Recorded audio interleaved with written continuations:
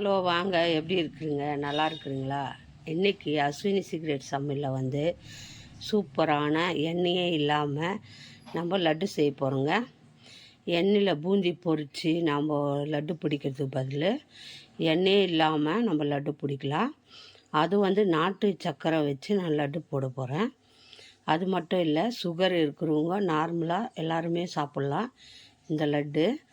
அது மட்டும் இல்லை, நம்ம வந்து சிம்பிளாக பண்ணுறதுங்க. எல்லாருமே பண்ணலாம் வீட்டில், கஷ்டமே இல்லாமல். ஆயில் வாங்க காசு இல்லை, நம்ம கஷ்டப்படுறவங்களா இருந்தாலும் இந்த லட்டை இந்த தீபாவளிக்கு செய்யலாம். நான் இந்த கப்பில் பாருங்கள், 1 கப்பு கடல மாவு எடுத்துக்கிறேன். கடல மாவை அப்படியே கொட்டிக்கோங்க. எந்த கிளாஸில் எடுத்தால் கூட நீங்கள் அளந்துக்கோங்க. அதில் தான் ஸ்வீட் எடுக்க போகிறோம். இதில் 1 கப்பு நான் எடுத்துருக்கிறேன் கடல மாவு. இதை வந்து தோசை மாவு பதத்தில் நம்ம கலக்கிக்கணும், சரிங்களா? இது வந்து எவ்வளோ ஈஸியாக பண்ணலாம் வீட்டில். நம்ம தீபாவளிக்கு ஸ்வீட் கடையில் வாங்கி எல்லாருக்கும் கொடுக்குறதுக்கு பதில் நம்ம இந்த மாதிரி வாங்கிட்டு நம்ம இந்த மாதிரி செஞ்சு நம்ம எல்லாருக்கும் கொடுக்கலாம். ஸ்வீட்டு ரொம்ப நல்லாயிருக்கும், ரொம்ப ஆரோக்கியமானது. நாட்டு சக்கரையில் நம்ம இந்த பூந்தி லட்டு பண்ண போகிறோம். பூந்தி பண்ணாமல் நம்ம இந்த லட்டை பண்ண போகிறோம். அது எவ்வளோ சிம்பிளாக பண்ண போகிறோன்னு பார்க்கலாங்க. நானும் 1 கப்பு கடல மாவு எடுத்தாச்சு. அதே கப்பில் ஒரு 3/4 கப்பு தண்ணி ஊற்றிக்கோங்க. 3/4 கப்பு தண்ணி ஊற்றி நம்ம தோசை மாவு நான் வந்து அதிலே 3/4 கப்பு தண்ணி எடுத்துக்கிறேன். கடல மாவு எடுத்ததில் எவ்வளோ தண்ணி ஆகுதோ கொஞ்சம் கொஞ்சமாக ஊற்றி நம்ம தோசை மாவு பதத்துக்கு இதை நல்லா கரைச்சிக்கணுங்க. தோசை மாவு பதத்துக்கு நல்லா கொஞ்சம் கொஞ்சமாக தண்ணி ஊற்றி நல்லா கரைச்சிக்கோங்க. நான் கரைச்சிட்டு காட்டுறேன் எந்த மாதிரி நம்ம கரைச்சிக்கணுன்ட்டு. கொஞ்சம் கொஞ்சமாக தண்ணி ஊற்றி பாருங்கள். நான் வந்து 1 கப்பு தண்ணி எடுத்தேன், 3/4 கப்பு. அதில் தண்ணி மிச்சம் ஆகிடுச்சு கொஞ்சம், சரிங்களா? 3/4 கப்பு தண்ணி எடுத்துக்கோங்க. அதில் கொஞ்சம் கொஞ்சமாக ஊற்றி மாவை நல்லா கட்டி இல்லாமல் கரைச்சிக்கணும். பாருங்கள், இந்த மாதிரி தோசை மாவு மாதிரி தோசை ஊற்றுறதுக்காக தான் நம்ம இந்த மாதிரி கரைச்சிக்கிறோம். பூந்திகளுக்கு இல்லை. பாருங்கள், இந்த மாதிரி நல்லா தண்ணி மாதிரி கொஞ்சம் இப்படி ஊற்றுனா இந்த மாதிரி வரணும், சரிங்களா? இந்த மாதிரி பதத்தில் மாவை தண்ணியாக கலக்கிடாதுங்க, நல்லா வராது. கரெக்டான பக்கத்தில் மாவு கலக்கிக்கணும். இப்போ மாவு கலக்கியாச்சு. கட்டி இல்லாமல் கடல மாவை நான் கலக்கிட்டேன். இப்போ நம்ம தோசை சவா வச்சு இதை ஊற்றிக்க போகிறோம். தோசை மாதிரி அடை மாதிரி ஊற்றிக்கணும். அதே மாதிரி இன்னொரு ஸ்பூன் நெய் ஊற்றி நல்லா மொத்தமாக ஊற்றிக்கோங்க.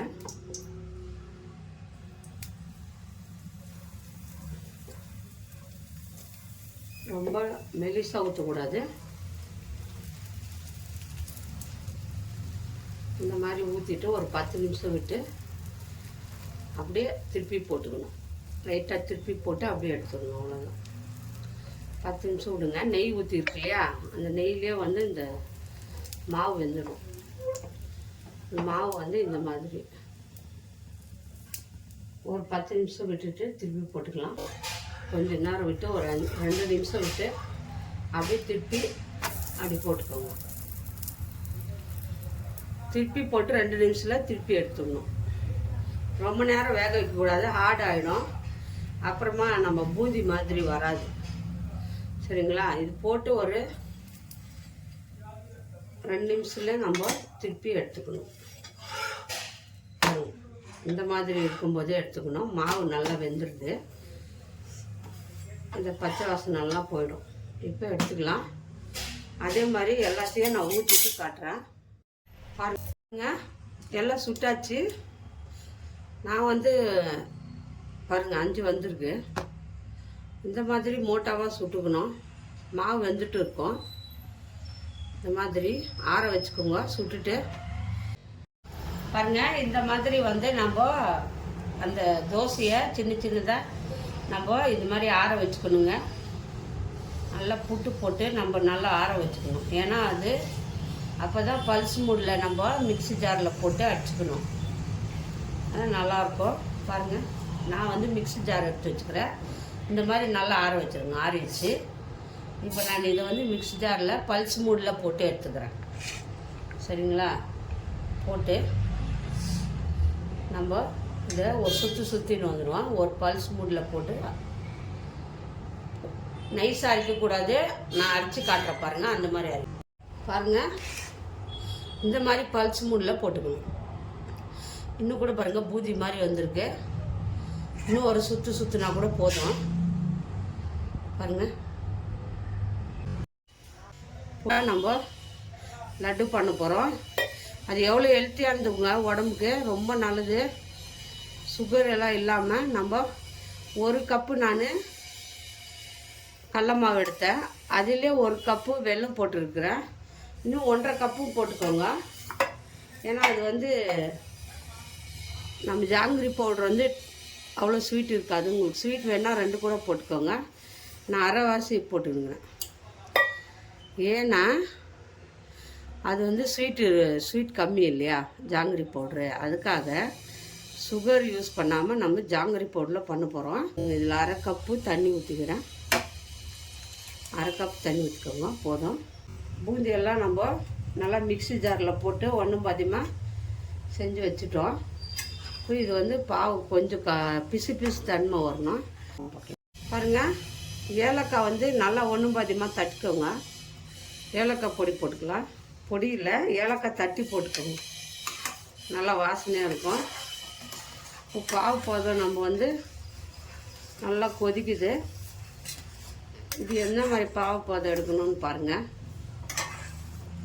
நல்லா வந்து நம்ம குலாப் ஜாமுனுக்கு எடுக்கிற மாதிரி பிசு தன்மை வரும். இப்படி தொட்டா இப்போ பாருங்கள். நல்லா பாவு வந்து ரெடி ஆயிடுச்சு. பாருங்கள். பூந்தி பாருங்கள். அப்படியே பூந்தியை தூக்கி போட்டுருங்க.